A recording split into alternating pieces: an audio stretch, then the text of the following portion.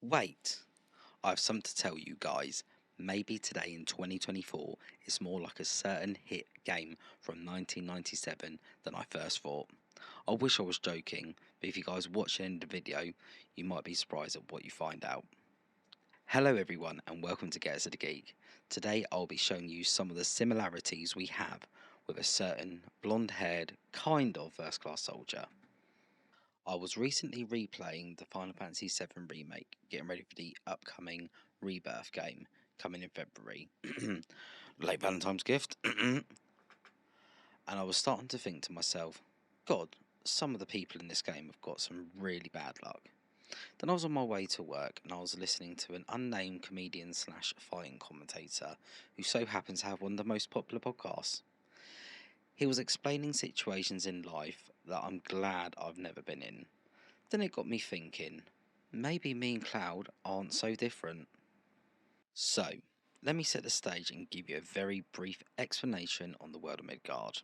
It's a world not too far from our own. Vast green landscapes, big blue oceans with monsters in it, and a central city segregating rich and poor, poisoning all of us while covering it up.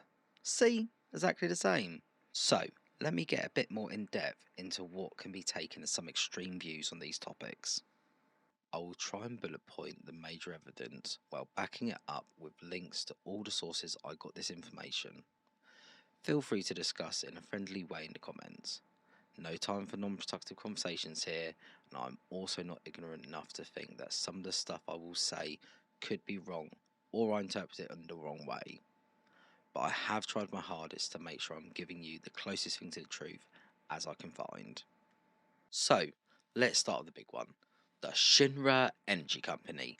In the game is an eco-friendly company that just so happens to have its own army.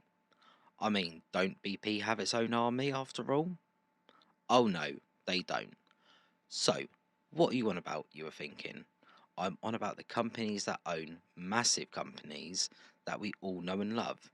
I'll be using BlackRock as my example here, but I'm sure you could apply this to quite a few other parent companies.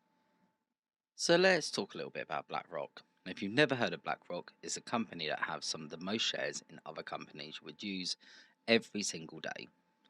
Like if you want to buy any food, BlackRock are behind places like Walmart, or ordering anything online. They're behind Amazon. Maybe you want a McDonald's again, BlackRock. Or how about a new Tesla, BlackRock. Or what about the medication you get from places like Pfizer, BlackRock. Or the medical insurance some of us have for that medical care, BlackRock. Or how about how we actually pay for all of these things? Who's behind Visa and MasterCard? You guessed it, BlackRock. But you're thinking to yourself, I said about a military. What if I was to tell you BlackRock put over $900 million into military weapons? Yes, it doesn't make them own their own military. When you're the guys behind the weapons being built for the military, I'm sure you're under quite a lot of protection. So this proves yes, there might not be a Shinra in our world, but we could have many. Come away from Shinra, let's go on to another major point that is made in Midgard. The very apparent split between the rich and the poor. Now I'm not saying it's to do with BlackRock or any other of the top echelons of society. This is a bigger issue, one that is very much ingrained in 2024 from previous years.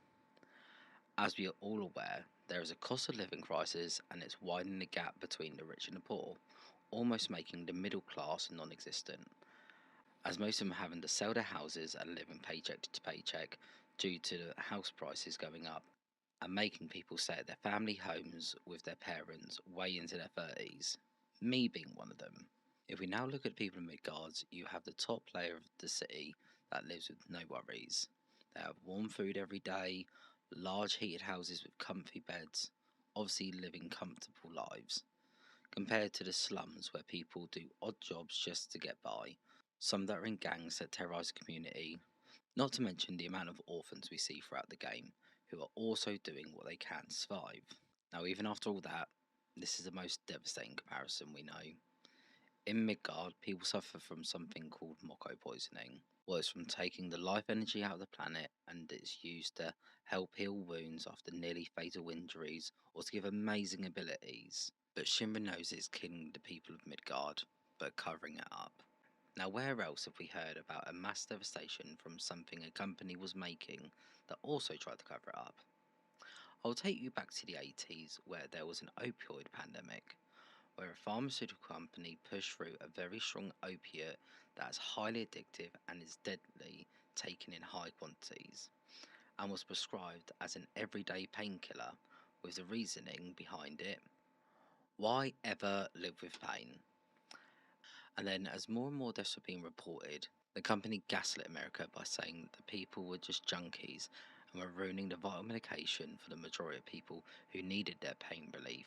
Where we now know these people were not junkies. They was normal, everyday people with families and lived wholesome lives before getting addicted to opium, ruining hundreds of thousands of lives. But this last point is probably the most talked about similarity. The main part of the game is based around Shinra pulling the life energy out of the planet to use to power a lot of the items people use in Midgard. Like the whole sea would probably collapse if they didn't have this energy. And what is a life stream, I hear you ask? As the game puts it, the life stream is the spirit and lifeblood of the planet and has all the memories and knowledge of those who have lived on it. It is the source of Moko energy. This is a strong comparison to the oil companies taking oil and gases from our Earth, or also said to be from things that have died on the planet millions of years ago. A bit like the life stream is made up from the souls of living creatures on our planet.